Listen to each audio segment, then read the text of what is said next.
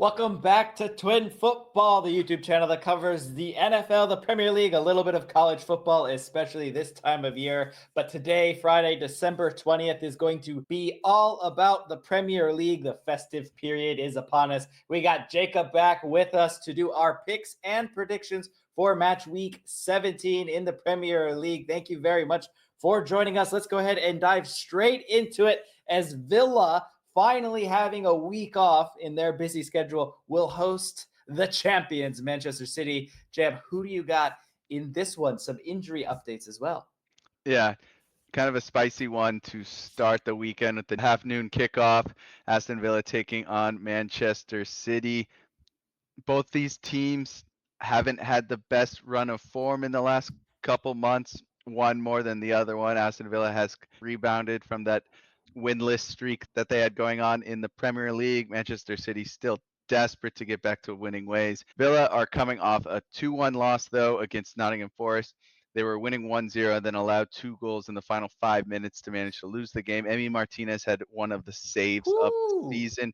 John Duran getting the start and finding the back of the net, proving that he's more than a super sub. It'll be interesting to see if Watkins remains on the bench. You have to think that he will after Duran got that nice goal on the header. Manchester City coming off a devastating loss to United in the derby. Like Villa, they were also winning 1-0 until the final stages of the game. Absolutely horrible mistake from Nunez to give the ball away on the back pass, and then he only makes it worse by desperately scrambling to get back and has a horrible foul penalty every time. Question for you. If Nunez gets loaned out in January, who had a worse Manchester City career? Calvin Phillips or Nunez? Oh, Calvin Phillips, no question. Nunez has had bits of decent play. Phillips never even had a second of good play. I don't think he scored a goal either. So yeah, I don't want Nunez starting in this one for sure, and I don't think he will after that performance. That was honestly that was so bad in a derby match too. Oh, it's tough. I can't wait to get past that derby game with a new one. Hopefully, this one turns out a little bit better. Yep. Ederson on the next one though, caught in no man's land, making Ahmad look like he's Lionel Messi, and just horrible mental attitude from a Pep team that has traditionally always been so deadly once they have a lead. They usually just choke teams out. Ruben Diaz now is out for a month with an injury. On the plus side, though, it looks like Akanji, John Stones, and Kovacic will all be healthy to go in this one. We'll see how fit they are, how many of them start. We desperately need all 3 of them back in the lineup right now. I am going to go Manchester City to win this one with an injury boost coming back. They've got to come back to winning ways at some point. This is definitely cope as a Manchester City fan, but I'm picking them anyway. Hey, drink the copium all day, every day. Brighton is going to look to turn around their fortune since they last beat Manchester City. 2 draws and 2 losses against teams like Southampton, Leicester, Fulham, and Palace has really derailed their flirtation with the top 4 over the first part of the season. They take on a West Ham team that have they finally turned the corner? Maybe, possibly. With picking up some points here. They were so dreadful at the start of the season. So everything's an improvement on that. I would normally want to go Brighton in this one, but with the turn of form, I am leaning a little bit of a draw. Now, give me Brighton. Give me João Pedro. Give me Matoma. Give me 2 goals each. And give me a Brighton turnaround win in London against West Ham. Short drive up north. It's a difficult one with West Ham being at home, but it's so hard to back West Ham this year. Under Lopetegui, they've been dreadful. You do think that Paqueta's got to pick it up at some point and resemble the player that we saw last season, and with full crew coming back, maybe they could get something out of this game. I do think Brighton makes the most sense based on how the season has gone. I like the pick. Next up, we got Ipswich Town taking on Newcastle. Ipswich Town are coming off a massive win against Wolves. Jack Taylor came off the bench to win the game with basically the last touch. Great header off the corner kick. Gave Ipswich a massive 3 points against another team that is struggling to get out of that relegation zone. They are still in the relegation zone, Ipswich Town is, but it was a massive win to get them within 2 points of that crucial, safe 17th spot. Leicester City will be a little bit nervous looking backwards. Newcastle are coming off a big 4-0 win against Leicester City. It'll do wonders for the team's attacking confidence after struggling for goals to start the season. Anthony Gordon has been playing wonderfully, creating a bunch of chances. Isak also in great form. He has a goal in the last 3 matches in a row. Nick Pope will be out for the entire festive period with a knee injury that he suffered early December against Brentford.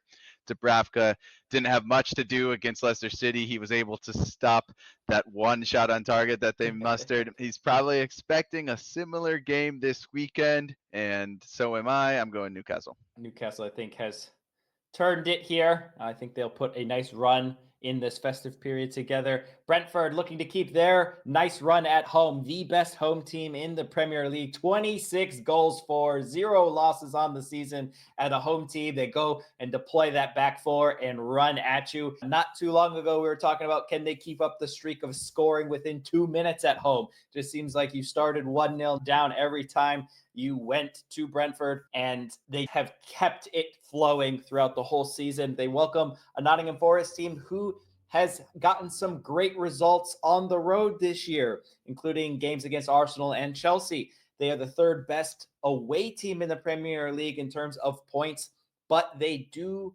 concede some goals on the road. They do have a negative goal differential, so you're really talking about really close margins here. I do like Gibbs White to have an impact on this game. You can get to at Brentford by driving straight up and down the middle. We saw even Wolves do that. Gibbs White is one of the better players in the Premier League this year. He'll have no trouble getting involved in this one. It's just, can they create enough for Chris Wood to get on the score sheet and keep up with that Brentford attack?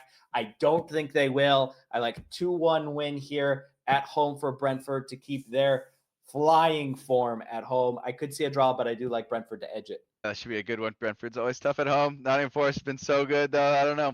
Next up, we got Crystal Palace taking on Arsenal in a London derby. These two teams just played each other in a thrilling game at the Emirates in the Carabao Cup.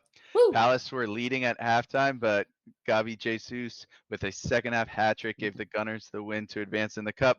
The teams will go from north to south, this game going to Selhurst Park. Palace coming off a 3-1 win against Brighton in the Premier League. They're on a 5-game unbeaten run in the PL and have successfully broken fairly firmly out of the relegation zone due to this recent fine run of form.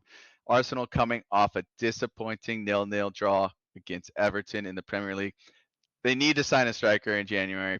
It isn't about the amount of goals. I see so many posts online trying to claim that the striker isn't the issue since they are scoring goals. They're only a few back from the top teams in like Liverpool and Chelsea. But again, it's not about the amount of goals. Who cares if they put 5 past a shit West Ham side or 4 past newly promoted Leicester City? It's about having a reliable striker that will win you those 1-0 games when the other team last week like to against sit Everton. Back. Just like last week, Sean Dyche was happy to let Arsenal have 77% possession, and they were able to stole a point against Arsenal with Kai Havertz in that number 9 position. They just need someone reliable that can get them those odd points, and I really don't see how they can challenge for the title without a proper striker. Obviously, teams have done it in the past. I think only 4 teams have done it without a proper number 9. A proper number 9 being someone who has 20+ goals in that striker position. Pep did it twice out of the 4, and I'm sorry, Mikel Arteta, you're not Pep Guardiola. You need a proper striker. I really hope for their sake that they sign a striker in January. I don't think they will. They invested a lot for Kai Havertz. This is an interesting game, again, with them just playing in the Carabao Cup. It's hard to beat teams 2 in a row. I am going to go Arsenal, though. I think their quality is just better, having Saka and Odegaard back. They're just a better team. I know it was a close one in Carabao Cup. Arsenal obviously want to win this one just that much more, and I think they will.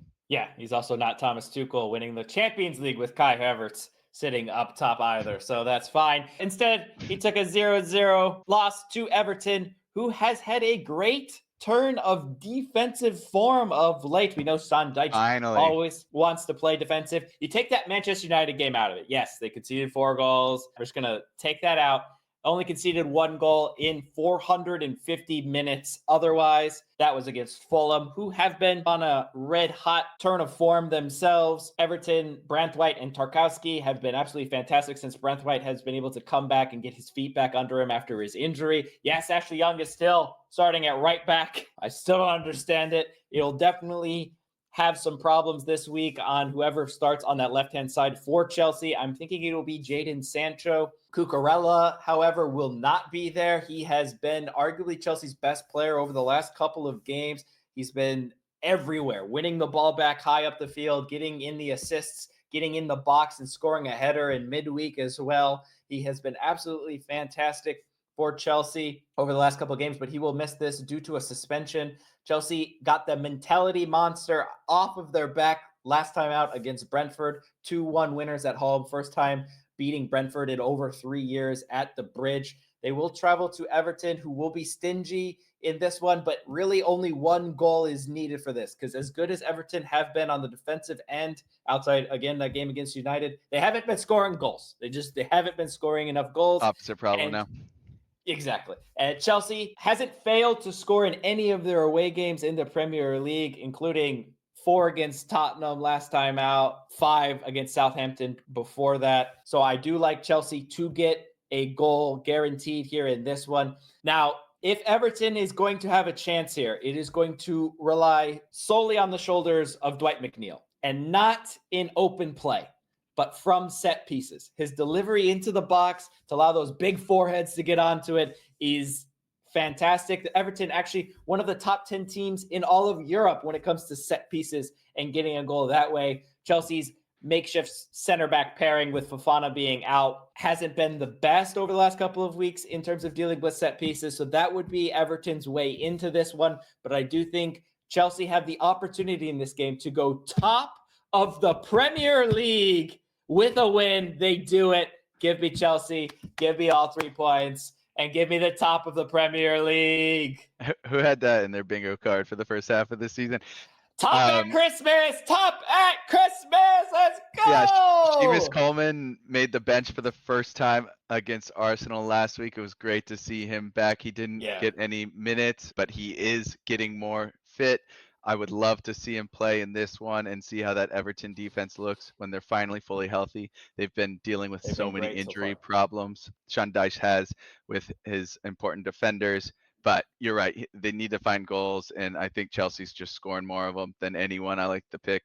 Next up, we got Manchester United taking on Bournemouth. United are coming off a thrilling Carabao Cup loss against Tottenham. They allowed Son to get a rare Olympico goal winner that will not make the new manager particularly pleased.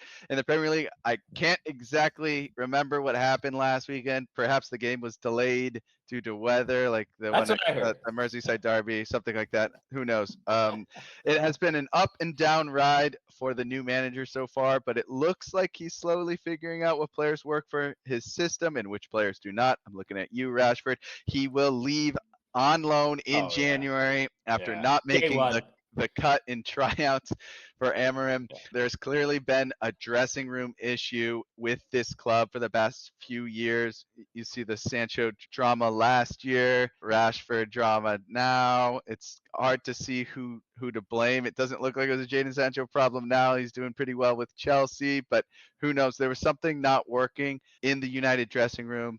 The players just Rashford weren't needs to go at the United level. And I don't blame Amorim for trying to shape up ship and clean out the bad actors. Again, only time will tell who's right and if he had a good read. Rashford's obviously been pretty important for this club for a long time now. He's fallen off a lot in the last couple of years. I don't mind the move. I'll be interested to see where he goes in January. Bournemouth are coming off a 1-1 draw against a West Ham side that you would have expected them to beat.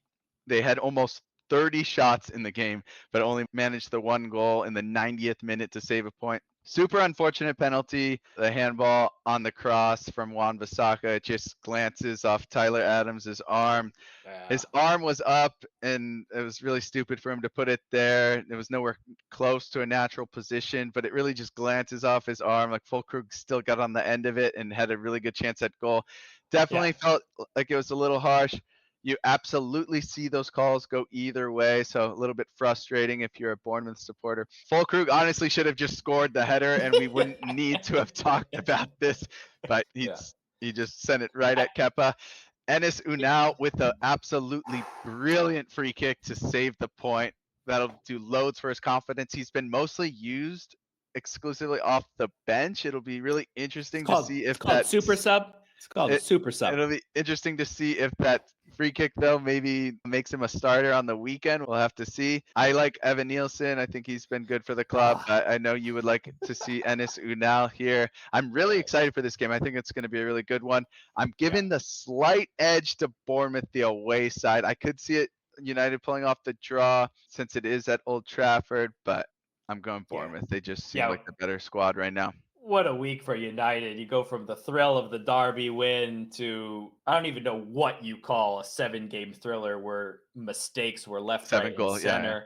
Yeah. I don't even know, because there's 7 goals and it finished 4-3, but really it was terrible quality in terms of the mistakes that were being made, especially in the second half. So they're going to want to rebound, but a crazy week for Manchester United. A great bit of form, though, for Fulham over the last 4, 2 draws, 2 wins against teams like Liverpool, Arsenal, Spurs, and Brighton. You can't ask for a better, pulling 8 points from those 4 games. Any team in the Premier League will be happy with that return. They now face managerless Southampton in their first game after sacking their manager, Martin. Obviously, you're going to get sacked when you consistently want to play out of the back. You concede 5 goals. You look helpless against Spurs. And your answers to all of these questions when asked is, well, we've had some injury problems and our players just aren't executing. If that's your answer to conceding 5 in the first half and showing that, you're just going to not be a manager at the Premier League level. Company tried to play out of the back the whole year with Burnley, and but you have to get relegated. It didn't work, and you got relegated. Then you got have the to get Bayern Munich relegated. club. He didn't get relegated. He didn't make it. He didn't make it to get relegated. That's the key part you're missing. You got to be relegated, then you get the Bayern Munich job. You can't fail upwards unless you get relegated. Got it. Exactly.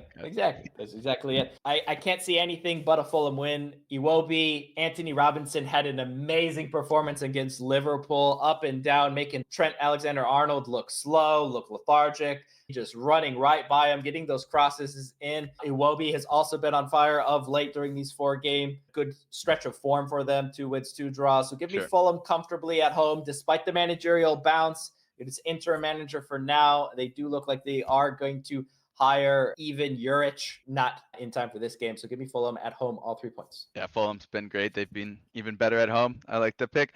Next up, we got Leicester City taking on Wolves in a relegation derby. Leicester City are coming off a 4-0 thrashing against Newcastle. Only managed 1 goal on target all game. This is going to feel like a must-win game for Leicester City as they sit just out of the relegation zone, only 2 points clear. Ipswich Town just beat this Wolves team away, so that's their biggest competitors right now, so they'll feel like they've got that tough act to follow. Wolves are coming off a loss against Ipswich Town that I just mentioned.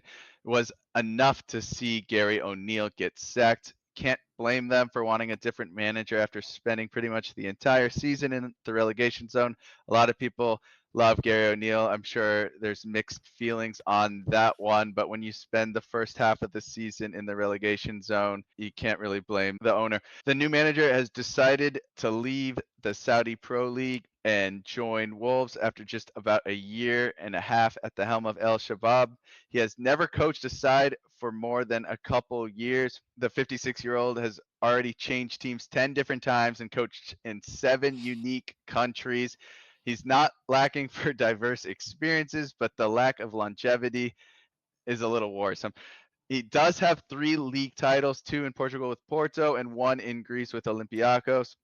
Most interesting potential lineup change for me is to see if he decides to play Hwang Hee-chan, who has been a notable player that O'Neill has kept sidelined despite his amazing year last year.